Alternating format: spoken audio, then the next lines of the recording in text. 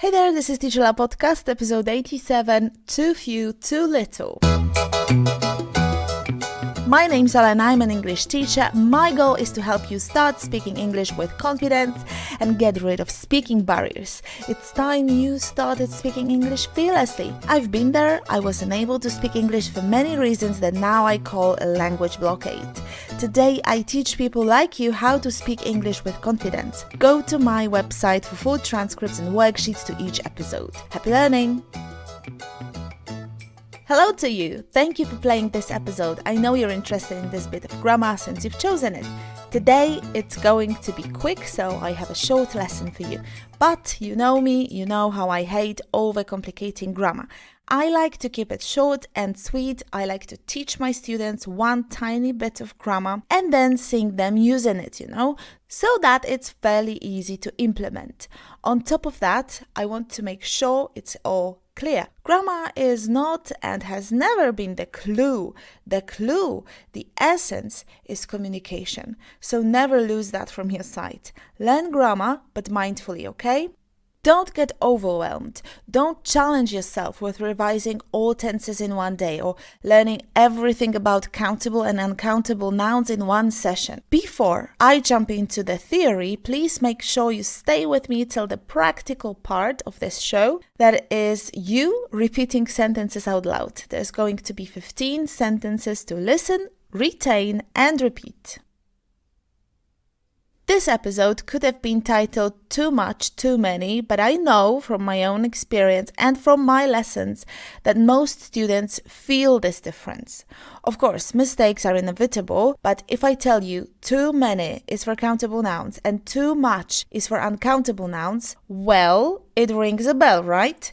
You've heard that before. You know what to fix. Too many people, too many problems. Too many oranges, too many options, too many opportunities, too many eggs, too many items, too many bones. A side note, if you forgive me, bones is one of my favorite English words, no kidding. The meaning of the word is irrelevant, I just like the sound of this word, bones. Another word I love hearing is budget, especially when it's sometimes pronounced with the U sound instead of the A sound, budget. I love it. Oh, do you have your favorite words in English? For me, it's bones and budget. Let me know, share your favorite words in the comments. And okay, let's get back to grammar. Too much is used with uncountable nouns. Too much time, too much money, too much noise, too much milk, too much attention, too much cheese, too much love. Our problem with too much and too many stems from the fact that both phrases are translated into za dużo in Polish. Too many books and too much history. Both are translated into za dużo. Too much and too many are used in a situation when you have more of something than you need or more than you want. Basically, you're not satisfied with that. What if it's the opposite? What if you have less than you want or less than you need? The opposite of too much is too little. I have too little time. I have too little water. I have too little energy. I'm sure you've noticed time, water, energy are all uncountable nouns. If you haven't got enough of something uncountable, you can say it in two ways. The first, there isn't enough cake. And the second, there is too little cake. There wasn't enough time. There was too little time. It's the same, right? I think we tend to avoid too little in favor of not enough. Not enough seems easier, and it is easier because it can be also used with countable nouns. Let's look at countable nouns now. If you haven't got enough oranges, you can say, I have too few oranges, too few. Too few people, too few opinions, too few pens and too few apples, too few t-shirts. See, too few is the equivalent of too many, okay? It's the opposite, in other words. We struggle a bit with too little and too few because in Polish we only use one expression, that is za mało. That works for both countable and uncountable nouns. One more piece of advice. Don't think that using not enough is some kind of easy way out of the problem. There is no problem. Let's establish that. All you want to do is communicate. The exact same message is conveyed with both. I don't have enough money. I have too little money. I don't have enough notebooks. I have too few notebooks. In fact, the use of not enough among native speakers is more common than too little or too few, so chillax. Time for a practical part of this episode when you speak English out loud. Please listen and repeat out loud.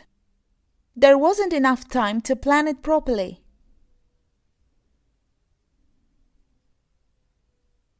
There wasn't enough time to plan it properly.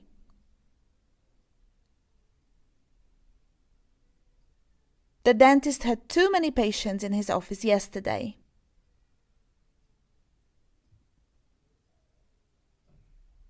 The dentist had too many patients in his office yesterday.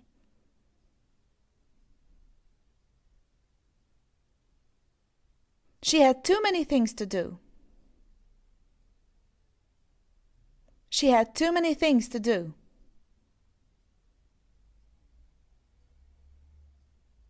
There's too much sugar in my coffee. There's too much sugar in my coffee.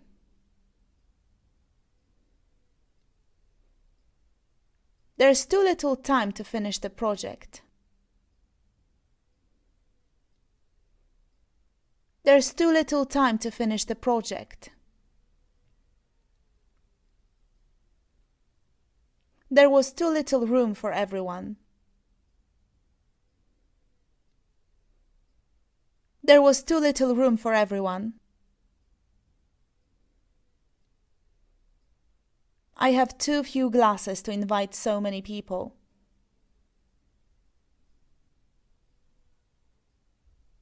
I have too few glasses to invite so many people.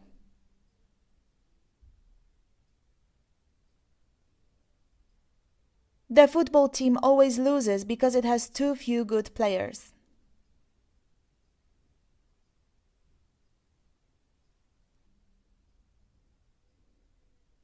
The football team always loses because it has too few good players.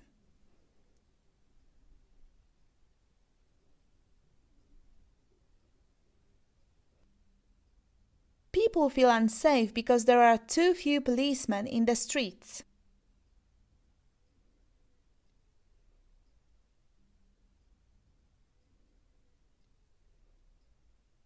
People feel unsafe because there are too few policemen in the streets.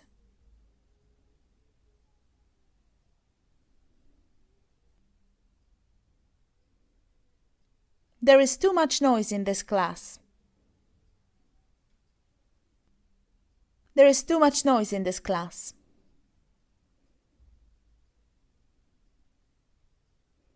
Too much force will twist the key. Too much force will twist the key. The modern-day diet has too little fiber in it.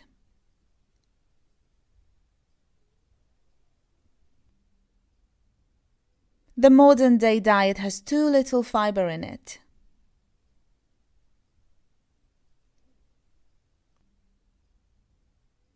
Too many cooks spoil the broth. Too many cooks spoil the broth. The article makes too many false presumptions.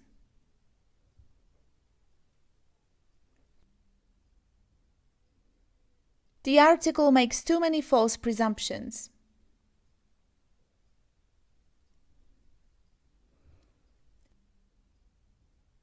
In fact, too few words are far preferable to too many.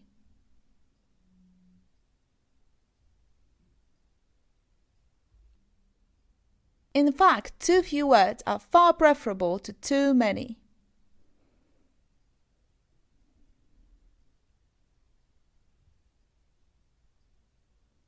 We can't ski because there's too little snow.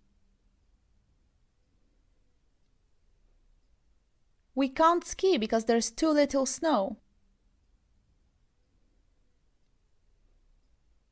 That was amazing. I hope you are focused and present and mindful about that part because those sentences will come back to you. Download the worksheet and do your homework. The task is to translate the sentences from Polish to English. If you are new here, please go to episode 76 and learn how to study English with this podcast if you have 10 minutes a day only. The worksheet awaits you in your inbox. Mark it as important so that they don't end up in your spam folder. If you are not a member of Top People and you have not received any of my emails, join us now, it's free. The easiest way to become a member is to download the worksheet from teacherola.com/87. teacherola.com/87.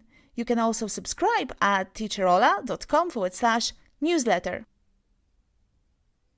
Thank you for listening, and please share this episode with just one person, your friend, your family member. Let's spread the message. No matter how enormous your language blockade is, no matter how big trauma you carry from school, how teachers failed you, and how shy or introverted you are, you can start speaking English fearlessly.